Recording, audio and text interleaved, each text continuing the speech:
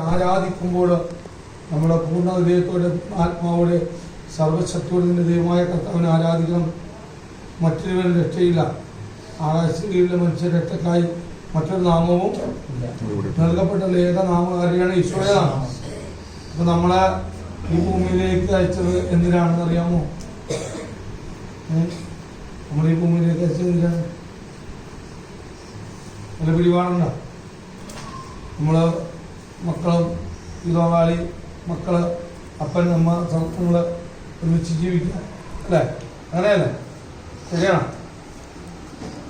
ജീവിതം എന്നും കുടിച്ചു ജീവിച്ച് പോകുന്നു, എല്ലാവരും മരിച്ചു ജീവിക്കുന്നു, ഒരു പെട്ടെന്ന് ഇരിക്കുന്നു, ചിലര് ഈശോ പറഞ്ഞ വചനം അനുസരിച്ച് വാർദ്ധക്യ സഹജമായ അവസ്ഥയിൽ മരിക്കുന്നു, ചിലർ പെട്ടെന്ന് മരിക്കുന്നു. എന്തിനാണ് നമ്മൾ ഈ ഭൂമിയിലേക്ക് ഈശോ അയച്ചത്?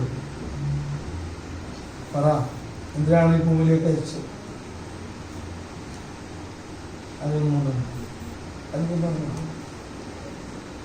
ഒന്നെ പറ, എന്തിനാ അയച്ചത്? മോനെ എന്തിനാണ് പ്രത്യക്ഷിച്ചത് ഈശോ?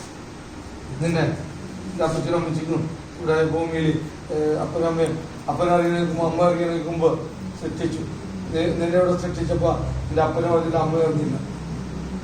അപ്പനെ അറിഞ്ഞില്ല, അമ്മ അറിഞ്ഞില്ല. മോനെ ഇവിടെ സൃഷ്ടിച്ചപ്പോ അപ്പനമ്മ അറിയണപ്പോഴാണ്